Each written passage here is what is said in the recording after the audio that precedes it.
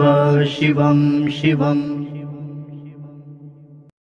जटाटवीगलज्जलप्रवाहपावितस्थले गलेवलम्ब्य लम्बिताम्बुजङ्गतुङ्गमालिकां डमड्डमड्।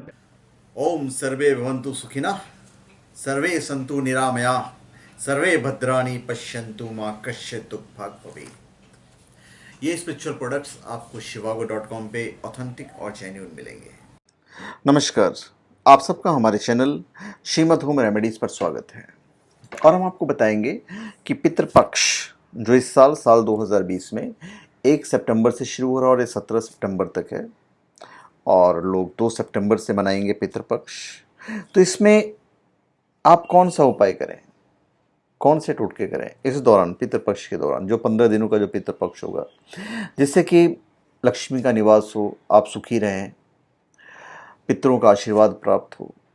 ये 15 दिनों तक चलने वाला कार्यकाल को पितृपक्ष कहा जाता है और माना जाता है कि इन दिनों पितरों के लिए तर्पण और श्राद्ध क्रिया करने से पूर्वज प्रसन्न होते हैं और उनका आशीर्वाद मिलता है। और उनका आशीर्वाद मिल गया तो फिर तो बहुत अच्छी बात है। तो आपको क्या करना चाहिए, हम सारी चीज़ें आपको बताने जा रहे हैं, सारे उपाय बताने जा रहे हैं। और ऐसा नहीं कि आप सारे उपाय करते बैठ जाएं, आप उसमें 2-3 कर सकते हैं या जो आपको सहूलियत लगे वो कर सकते हैं। हमारे जो पितृ हैं, घर या व्यापार स्थल पर खानदान के सफल स्वर्गीय पितरों की खुशनुमा तस्वीर लगाइए। तस्वीर माता पिता, दादा दादी, परदादा परदादी, इन सब की हो सकती है। और तस्वीर दक्षिण पश्चिम दीवार के कोने पर लगाना चाहिए। या तो दक्षिण पश्चिम दीवार होना चाहिए या फिर आप कोना पकड़ लीजिए, वहाँ पे रखिए।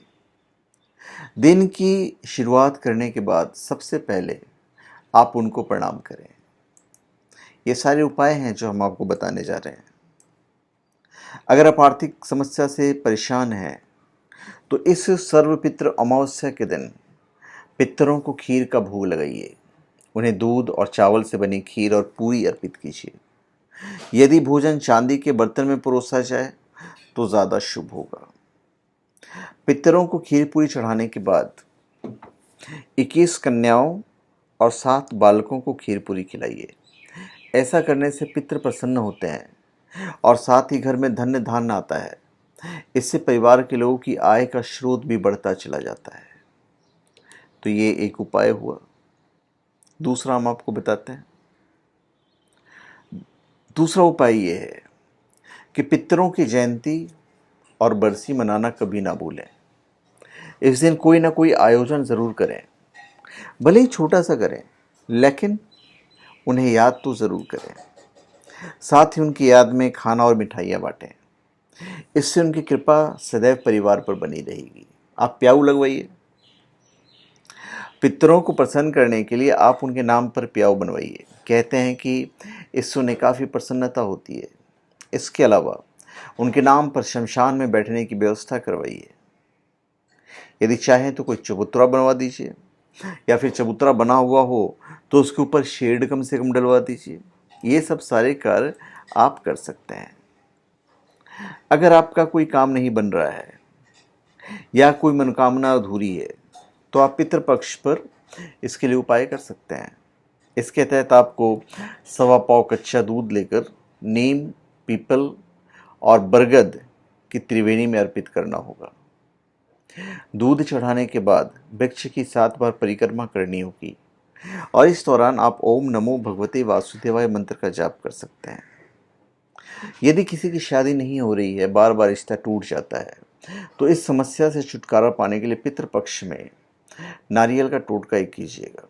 इसके तहत चींटियों के बिल के पास 3 नारियल के गोले ज़मीन में दबा दें तो आपके समझ लीजिए आधी जो परेशानियां हैं वो दूर हो जाएगी।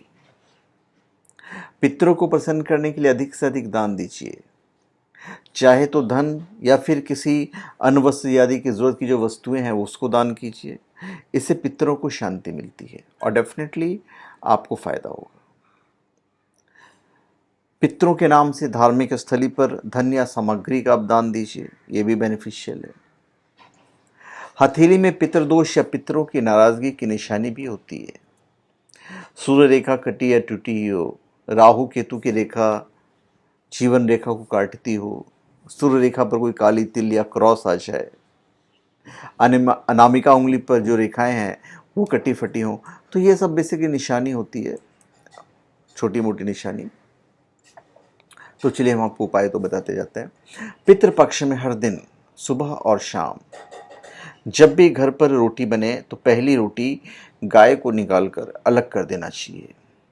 एक रोटी गाय को, एक रोटी कुत्ते को आप खिलाइए। इससे पितृदोष से आपको मुक्ति मिलेगी।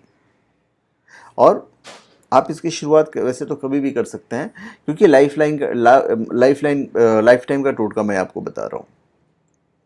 हर महीने की अमावस्या तिथि पर गंगा स्नान और पितृदेवों के लिए तर्पण, श्राद्ध और धूप करना चाहिए। पितृपक्ष में तो ये काम आपको ज़रूर करना है। तो ये सब उपाय हैं जो हम आपको बता रहे हैं, आप कीजिए। अगर आपके घर में कोई काफ़ी बीमार है तो आप पितृपक्ष की चतुर्दशी के दिन रोगी के सिरहाने एक लाल पोटली रख दीजिए और थैले में 100 ग्राम गेहूं के दानों के साथ 1 रुपये का सिक्का और 1 कील बांध कर रख दीजिए।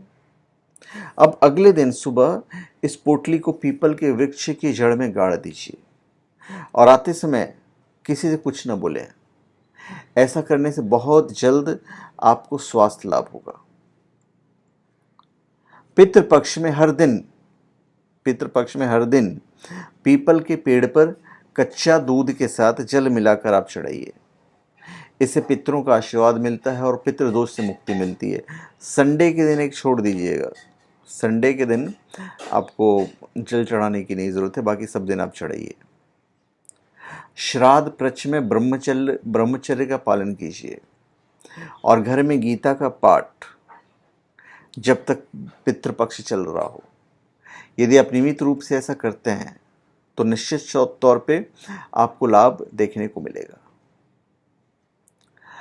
ऐसी मान्यता है कि पितृपक्ष में पितर किसी न किसी रूप में इस धरती पर ज़रूर आते हैं। तो ऐसे में हर दिन, विशेषकर अमावस्या पर, कौवों को खाना खिलाने के लिए घर की छत पर भोजन के छोटे छोटे टुकड़े करके फैला देना चाहिए। इससे पितृ देवता प्रसन्न होते हैं। मनोकामनाओं की पूर्ति के लिए मैंने आपको बोला है कि रोजाना पीपल के वृक्ष में दोपहर में जल, पुष्प, अक्षत, दूध, गंगा जल और काले तिल चढ़ाइए। स्वर्गीय पितृजनों को आप याद कीजिए। ऐसा करने से पितृ गण जितने प्रसन्न होते हैं। अगर किसी की कुंडली में पितृदोष है तो पितृपक्ष के सोमवार को प्रातः काल को स्नान कर नंगे पैर शिव मंदिर में जाएं। अब शिवलिंग पर आर्क के 21 पुष्प, कच्ची लस्सी और बिल्व पत्र चढ़ाइए। इससे दोष दूर हो जाएगा। अगर आपके काम बिगड़ रहे हैं और लाख कोशिशों के बावजूद कामयाबी नहीं मिल रही है तो पीपल और बरगद का पेड़ लगाइए। साथ ही विष्णु भगवान के मंत्र का जाप करें। तो ऐसा करने से कार्यों में जो फंसाव है वो दूर हो जाएंगे। पितृ अमावस्या के दिन बबूल के पेड़ के नीचे पितरों के लिए भोजन रखने से पूर्वज खुश होते हैं, प्रसन्न होते हैं। इससे बुरी नज़र भी आपको नहीं लगेगी। बुरी नज़रों से आपका बचाव होगा।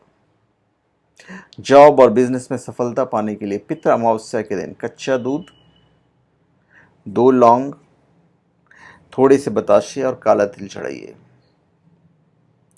ऐसा करने से आपकी सारी समस्याएं धीरे धीरे समाप्त होती चली जाएगी।